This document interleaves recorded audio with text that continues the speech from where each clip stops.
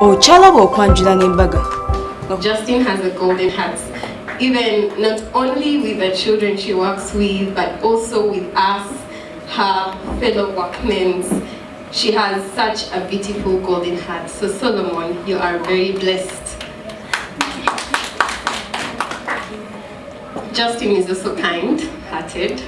She's loving, but most of all, she's God-fearing. She loves God and she puts God first at everything she does. She has taught us a couple of things here and there, and we're grateful to have learned from her. And what more can I say, Justine? We are happy and we are blessed to be here to celebrate you. We thank God for such a blessed and awesome day that it has been. Solomon and Justine, we wish you the best in your marriage. This is a new beginning, and we thank God because He's gone ahead of you, and it's going to be a blessed life. Yes, good evening, ladies and gentlemen. Good evening. Yeah, it's a pleasure being before you this evening. Yeah, my name is Nkome Anton. I'm so happy to be here before you, talking on behalf of the workmates of this great gentleman, Sembo Solomon. Yeah, I've known Solomon for quite a long time, just like 3 years. Yeah, professionally, I'm an electrical engineer, but still a businessman. So Sembo Solomon is a business partner. And this is a great man when it comes to business. Yeah, this is the person, I just call him a consultant and a mentor to a number of people. Bobo Rio, now wait a go now change you now. We do whatever business, you're Saja. Just in change your program. You find your Saja or Muzi. Era Mulava, I get up one and you. Mulava look at Mazana, Mulava more, evidently new. Mulava Walan new. Some ways of Mulava on to Saja what? Naya, Biala within the Germany Walanyo. So, Sembo Solomon, I adore you for that, and I thank you for the great work you're doing on our team. The singer Tewarigwe, maybe singer is no way. When Flavor was the way to come to Solomon, you want to go to Tia. Gave it to Bikolachi, would be equal at either side. Now, having cut that animal like that, they would place one half onto a certain pole, and then the other half on the other pole. Now the 2 people making the covenant would come and stand under those poles, and then they raise their hands and they say that we are making this covenant, but should we break this covenant, should I break this covenant at any one moment, may what has happened to these animals happen to me. Are we there? So that's a covenant. Which means the moment you say I do, we don't want to hear anything like there is nothing. You must stay there. Good enough is that you're staying with the one you love. And another thing is, God always guides you. He'll see you through. So I'm not here to tell you that Justine is this good, Solomon is this good, because you know better than me. But fact is, the moment the Lord authenticates a marriage, there is no one, listen, there is no pastor, there is no priest, there is no pope, there is no imam or sheikh, there is no lawyer, there is no judge that can put you asunder.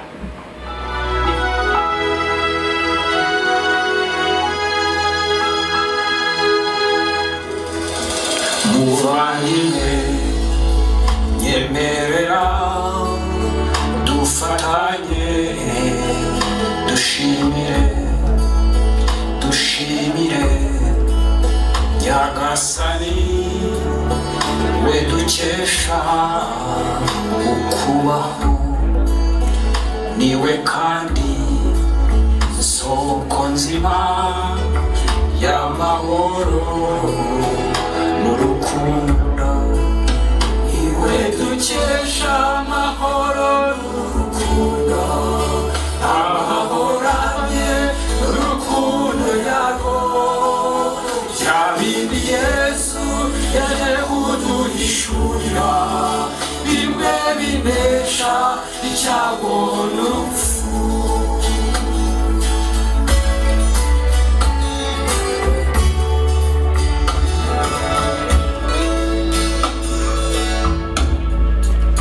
Niba kandi mufite intege nke ntacyo bitwaye, nimusenge musabe Imana ibahe imbaraga, ibahe ya ndema y'ubudahemuka. Nimudahemuka imbere y'Imana n'imbere y'abantu, muzabona byose. Iyo dukesha amahoro n'urukundo, amahoro hamwe n'urukundo nyarwo, bya bindi Yesu yaje kuduhishurira, bimwe binesha icyago n'urupfu. Thank you so much. It's a great pleasure indeed to see Justine and Sembo be one from today onwards. And to me and indeed other parents, and it's the reason that we have all gathered here to celebrate a moment when you form your own family. It's a wonderful day for you. It's a day that has been blessed with the church service.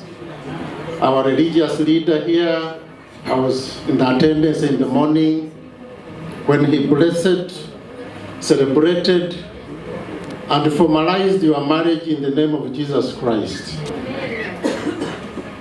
And all that is happening since morning to the moment now is because of you too. It's a day that shall live in your memory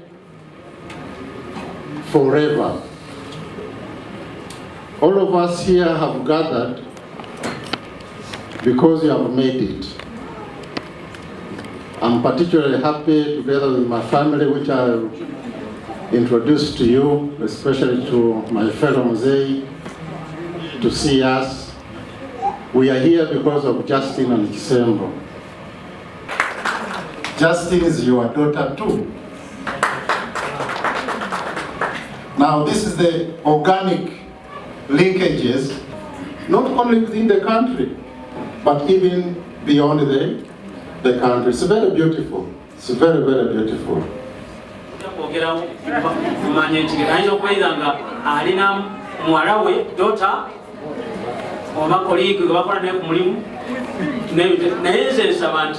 When you're in your car, feel free, chat.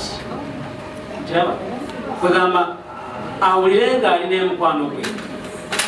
Embere fana wetu eja kutwala maaso ofumba bwamwe nga mweyagala tukamba buli temujja kukatu. Because of that in your marriage, you can't get old. Norabanga oli bulungi tubikoma wano. No, you have brought us here. Yes, that's good. Maybe you mukoma wano njagala mukwano gugende maaso. When you have a problem mutuukeko ku bantu abalala bayinza okubayambako. Abafumbo amaka gano gammwe babiri abalala bagenda kubeeyongako abaana naye nga mainly it's your home.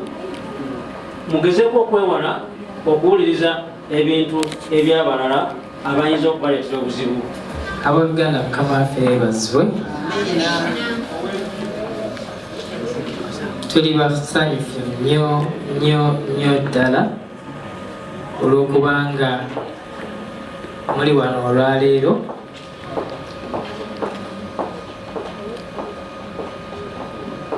mu mbeera efaananako bweti political temperatures nga ziri waggulu nga n'obulwadde buli waggulu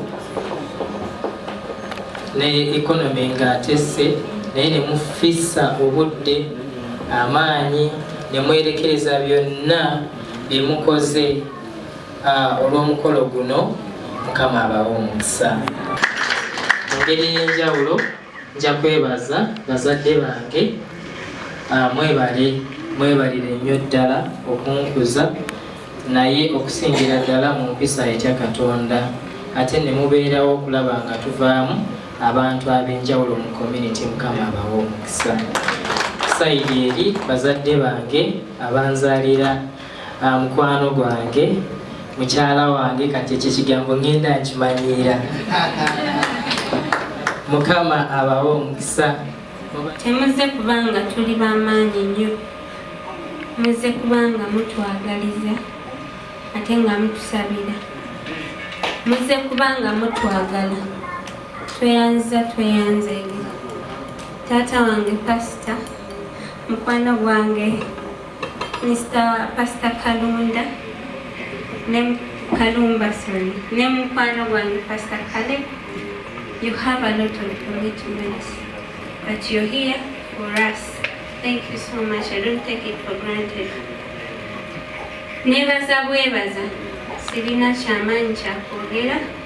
Mukama abawe omukisa. Mutukuvu Mukama, oli wa kitiibwa Yesu osaanidde ekitiibwa eggulu n'ensi bisinza, ono gw'otakusaagika n'okuwa n'oswazibwa, oyagala kimuze mponye Yesu. Leero kwewadde tukwebaza,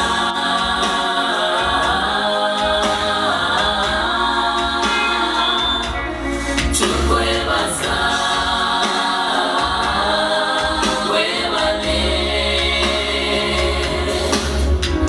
eggulu n'ensi tusinza tukunnama, kubanga obaddewo mu bwesigwa.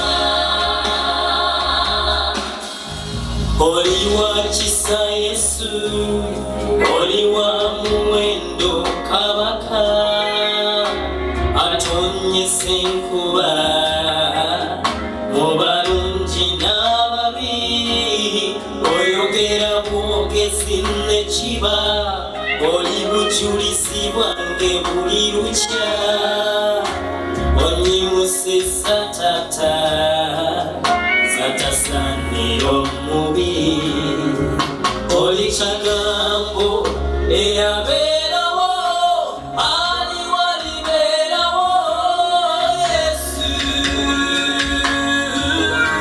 tukusinza.